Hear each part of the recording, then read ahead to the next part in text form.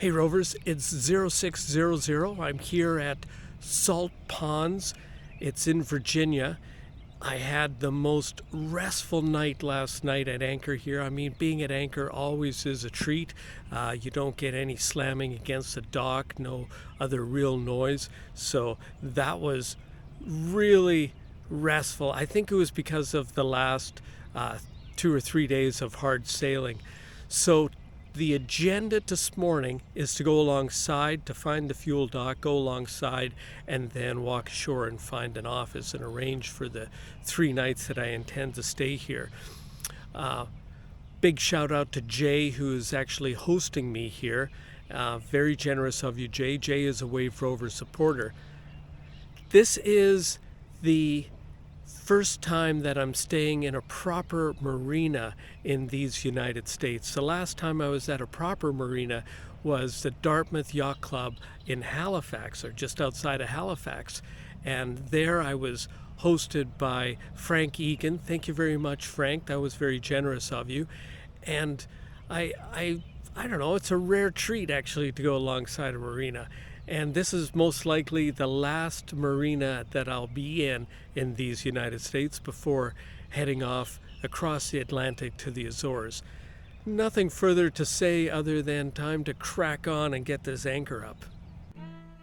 The Wave Rover 650, a design based on my solo ocean crossings.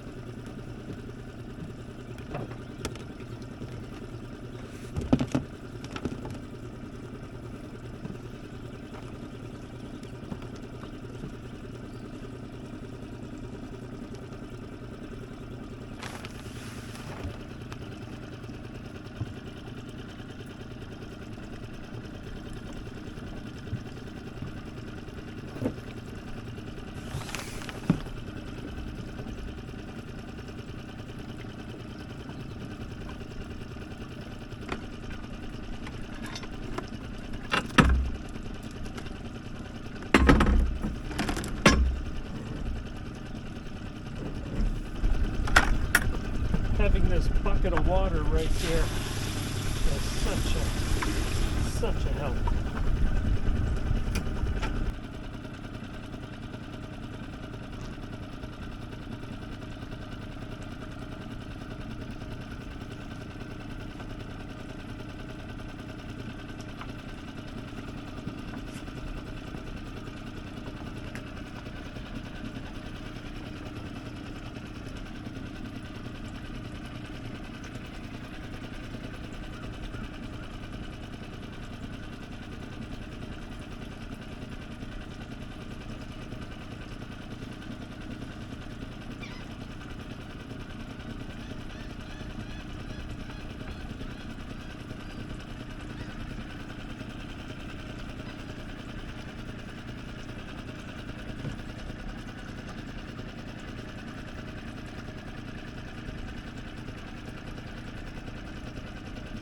You just can't beat that first shower. The facilities here are really nice and clean, and the staff is really friendly, and this is where Wave Rover is.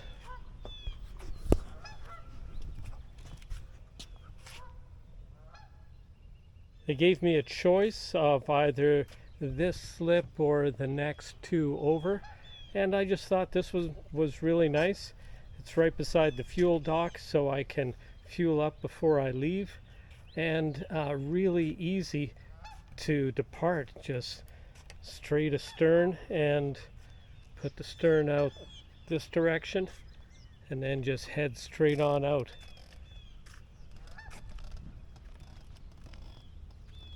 Nice. Wave Rover is nice and clean.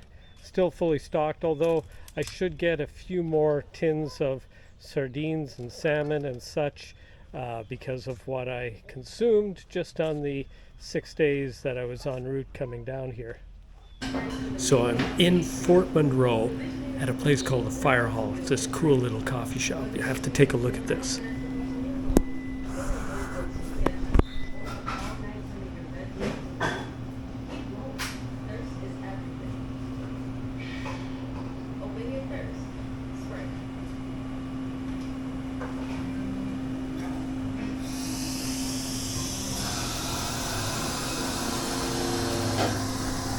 And I'm sitting here with Jay. Hey. I mentioned Jay just in the last segment. Jay, say something about Wave Rover. Wave Rover is the length was what I expected, but much beefier, and the beam was wider and tons of room underneath. Really, quite an incredible piece of work there. So if you had to give people some advice, what would you say? I would say definitely forge your own adventure. Great.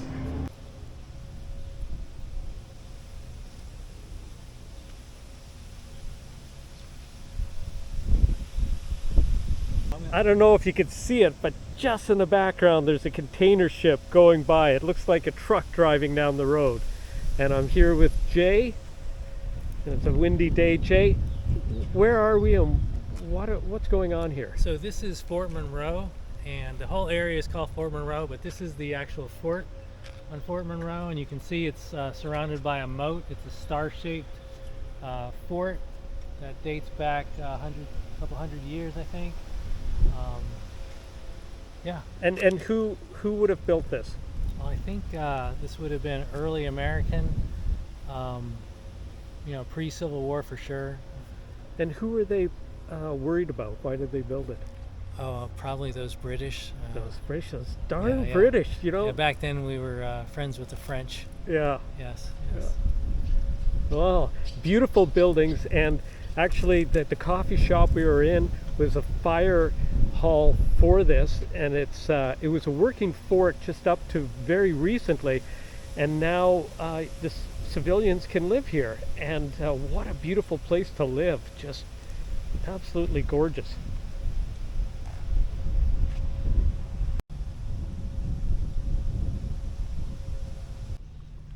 Over the ramparts we watched.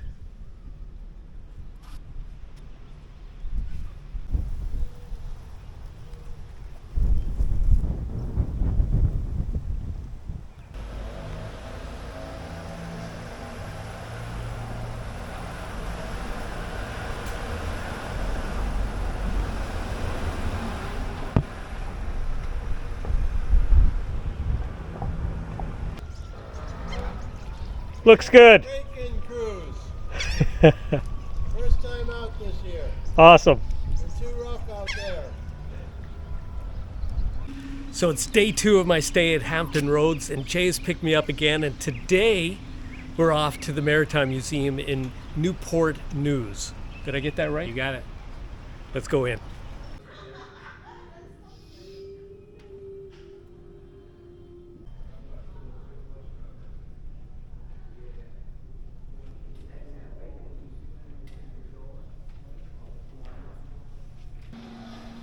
Well, this museum focuses on the maritime side of the U.S. Civil War.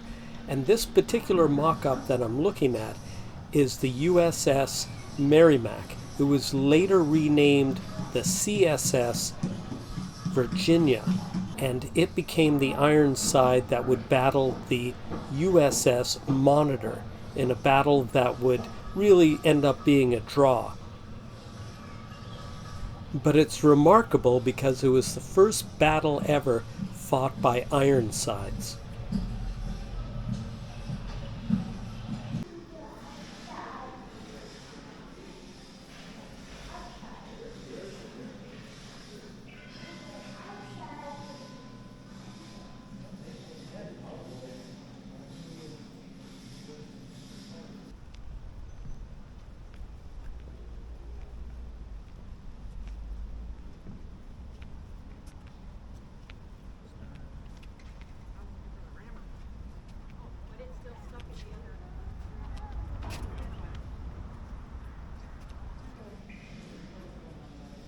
Recently, the NOAA was able to recover the turret of the monitor.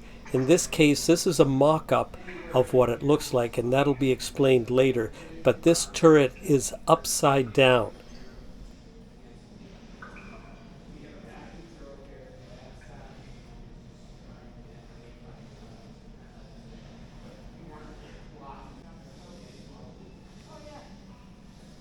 Now, this is what the turret would have looked like when the monitor was in fighting form.